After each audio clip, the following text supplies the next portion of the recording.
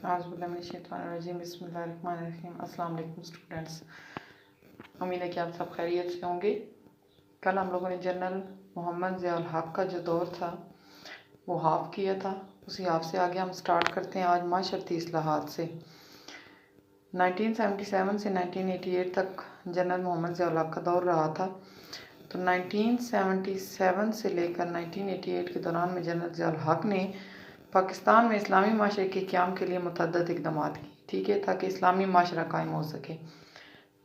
करारदाद मक़ासद जो कि क़बल अज़ीं 1956 और 1962 1956 और 1962 की दस्तूर के दीबाचों का हिस्सा थी, उसे बाकायदा तौर पर दस्तूर का हिस्सा बनाया गया। यानी कि जस्ट वो कागज़ी कार्रवाई हुई थी करारदाद मक़ासद के बारे में, वो जो कागज़ी कार्रवाई हुई थी उसको बाकायदा तौर पर दस्तूर का हिस्सा बना दिया गया। मुल्क में शरई अदालतें कायम की गई शरीयत के मुताबिक सज़ा जज़ा के इनकाद के लिए। गैर इस्लामी कवानीन को तेज़ी से इस्लामी कवानीन से बदलने का अमल शुरू किया गया।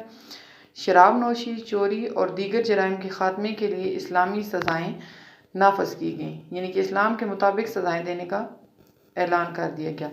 मनशियात यानी कि नशावर जो अशिया हैं उनके ख़ात्मा के लिए सदारती अहकामात जारी कर दिए गए। मुल्क में नमाज के निज़ाम को बाकायदा बनाने के लिए मुतअद्दिद इक़दामात किए गए, यानी कि कई इक़दामात उठाए गए कि मुल्क में जो नमाज का निज़ाम है उसको बाकायदा कर दिया जाए। अलगर्ज़ मुल्क में इस्लामी माहौल के क़याम के लिए हर मुमकिन कोशिश की गई। जी स्टूडेंट्स, उसके बाद हम पढ़ेंगे आइनी इस्लाहात। जनरल ज़ियाउल हक के दौर में पाकिस्तान के आइन में जो तरमीम हुई थी, 7वीं तरमीम तक मैंने आपको ज़ुल्फ़िकार अली भुट्टो के दौर में पढ़ाया है। अब 8वीं तरमीम के बारे में हम पढ़ेंगे, 1985 में हुई थी। 8वीं तरमीम क्या थी कि इसके तहत आइंदा से जो सदर मुमलकत का इंतखाब पार्लियामेंट के दोनों ईवानों और 4 सूबाई असम्बलियों पर मुश्तमिल इंतखाबी इदारा करेगा।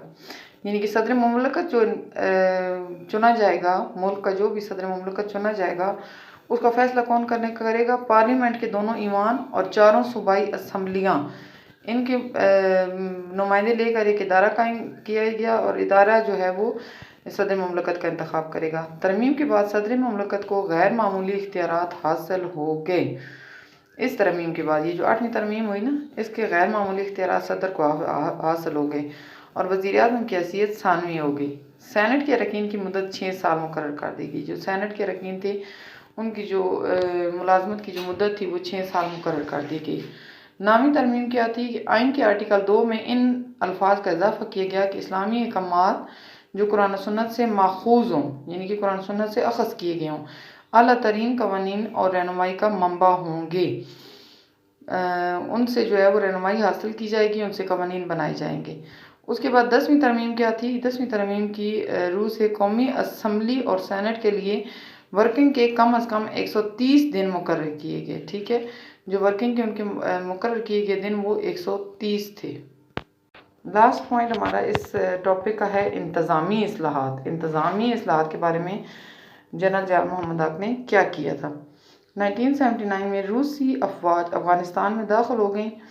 जब 1979 था, 88 तक जनरल ज़ियाउल की हुकूमत रही थी, तो 1979 में रूसी अफवाज जो थी वो अफ़गानिस्तान में दाखिल हो गई थी। जनरल ज़ियाउल हक ने क्या किया कि बड़े एतमाद और हौसले के साथ 2 टोक पॉलिसी बनाई और रूसी फ़ौज की मुदाखलत के ख़िलाफ़ डट गए, ठीक है। अफ़गानिस्तान के अवाम रूस के हमले के ख़िलाफ़ उठ खड़े हुए।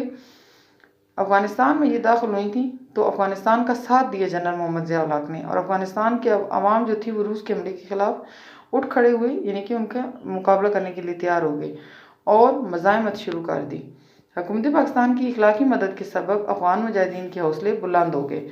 मुजाहिदीन ने हर माज पर रूसी फ़ौज को इबरतनाक शिकस्त दी।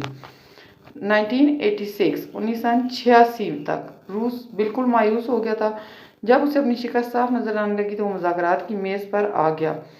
चुनाचे जंगबंदी के लिए अप्रैल 1988 जंग को बंद करवाने के लिए अप्रैल 1988 में अमेरिका और रूस के दरमियान जिनीवा, स्विट्ज़रलैंड का एक शहर है, ठीक है, जिनीवा स्विट्ज़रलैंड का एक शहर है, उसमें एक मुआहदा हुआ कि पाकिस्तान भी इस मुआहदे का हिस्सा था। रूस ने अपनी शिकस्त वहाँ पे तस्लीम कर ली और उसने वादे के मुताबिक 15 फरवरी 1989 को अपनी फ़ौजें अफ़गानिस्तान से वापस बुला ली।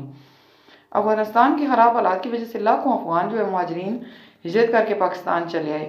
پاکستان میں افغان مہاجرین کے سینکڑوں کیمپ قائم کیے گئے۔ مطلب جنگ جب بھی چھڑتی ہے کسی علاقے میں تو وہاں کے حالات خراب ہونا شروع ہو جاتے ہیں۔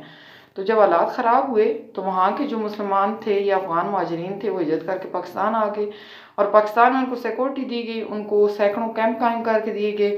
اس طرح کیا ہوا کہ دونوں ممالک کے عوام کے درمیان تعلق مضبوط ہوئے۔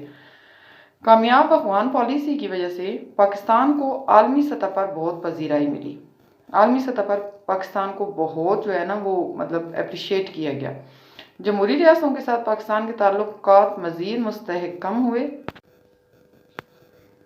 جمہوری ریاستوں کے ساتھ پاکستان کے تعلقات جو تھے وہ مزید مستحکم ہو گئے۔ پاک افغان جو سفارتی تعلقات میں بھی جو نمایاں بہتری آئی، یعنی کہ جو آپس میں ممالک کے تعلقات ہوتے ہیں سفارتی تعلقات، وہ اچھے خاصے بہتر ہوئے۔ افغانستان پر روسی تسلط اور مظالم کی مذمت کرنے پر پاکستان کو دنیا بھر میں خصوصی مقام حاصل ہوا۔ جو روس کا ساتھ دیا نا پاکستان نے، اس کی وجہ سے پاکستان خصوصی ساتھ حاصل ہوا۔ افغان مسئلے پر جنرل محمد ضیاء الحق کی خدمات کو عالمی سطح پر سراہا گیا۔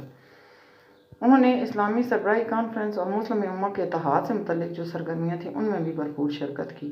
اسلامی کانفرنس کے نمائندے کی حیثیت سے اقوام متحدہ کی جنرل اسمبلی سے خطاب کیا۔